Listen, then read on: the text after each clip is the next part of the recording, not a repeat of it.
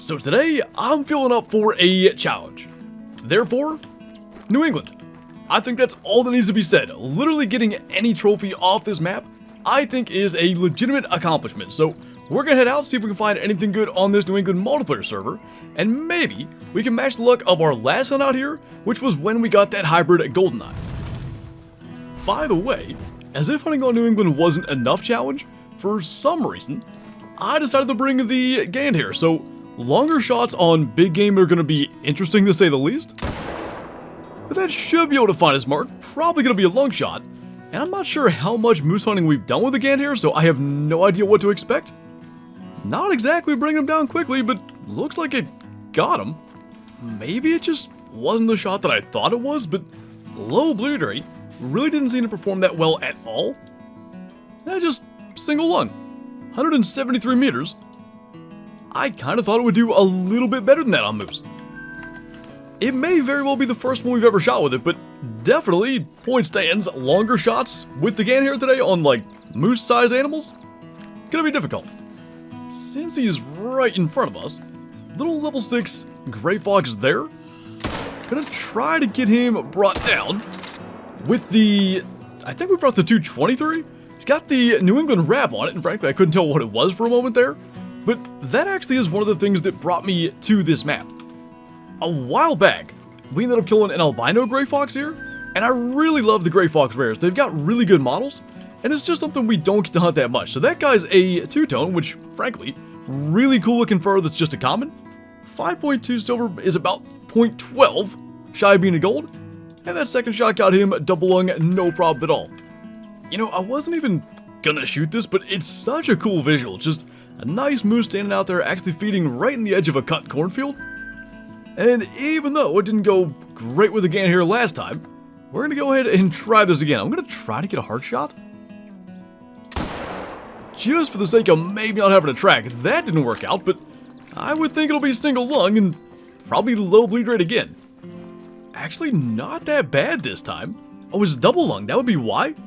We hit way high. Like, trying to get a hard shot, we missed by quite a lot. 216 scoring gold, though, and I never did actually pick up the tracks, because on the way over, we hit a max estimate cottontail track. As I said, literally anything. Any sort of trophy on this map is a legit accomplishment, so if it's a max weight rabbit track, we'll go and see if we can find it. Well, there's a rabbit. Oh, that's it. Did we not hit that? That didn't go particularly well, but a level 2 anyway. I don't know how it ended up there. It was a pretty nice one. 1.86 diamonds, 1.97. And we only did hit it on the final shot. I don't know how that hip shot didn't impact, but I guess technically probably our best kill thus far. Didn't exactly go to plan, but at least we got it. Well, kind of feels like the old days here on New England, though the weight estimate is different now. Max weight estimate Bobcat track. And it's actually a run track, so we probably just spooked it. Gray fur type, which is probably ideal, a little easier to spot them. And hopefully he's not too far away here. I think, yeah, there he is, a mythical. Great estimate though, 26 to 29. I don't think you can get mythical diamonds, but on the off chance you can, really want to make sure we get that shot. 223 is maybe a little on the weaker side for Bobcats, but gets the job done.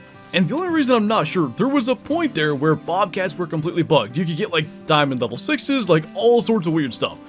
I believe that's fixed, but I don't know if that fix changed anything else with them. So definitely want to kind of err on the side of caution here. And as for this guy, 27.01, so pretty darn nice, about 0.6 shy of being a diamond. Nearly hard shot him as well, and I'm going to assume then that they're working perfectly fine. That'll be a thing too. If we find max estimate Bobcat tracks, we'll absolutely follow them. Just, if for no other reason, for a little bit of old time's sake. Well, they might not be working perfectly fine, because apparently this guy's fleeing, but he's just munching. I guess they eventually flee. That was kind of odd. At this point, suppose we'll try to get him. Less worried about this shot finding the mark. Good thing, because neither one of those did. That one may have. And that's, I guess, something to keep in mind as well. Maybe when they flee, it's kind of delayed, and finding their tracks or like going to the right location could be impacted by that. That's a 21 scoring tan, and just good information to have. Well, I know one thing. That is not a diamond whitetail. 212 to 253 guaranteed troll. I feel like you don't see a lot of guaranteed troll whitetail, but that guy is in that kind of rare category. So we actually do have to go again here for that as well. Since we're at this range, I think we can lure him just shooting into the air. That is going to work just fine. See if we can get this before he moves, which of course that didn't exactly go to plan. Maybe switching the gain here quicker would have been good. He should turn back, and it's mostly just a matter because we don't have a scope. We got to keep him spotted with the binoculars, just so we can still see him. That's what we need. Really alerting him didn't help that much then. That guy, unlike the moose, should not be going far though. Looks like he went absolutely nowhere. First max level animal of the day, and unfortunately, no chance of being diamond. So he's not a bad looking buck. Ends up scoring 247. I guess he's just not super wide set, and maybe generally the frame's not as big as your typical small rack level 3.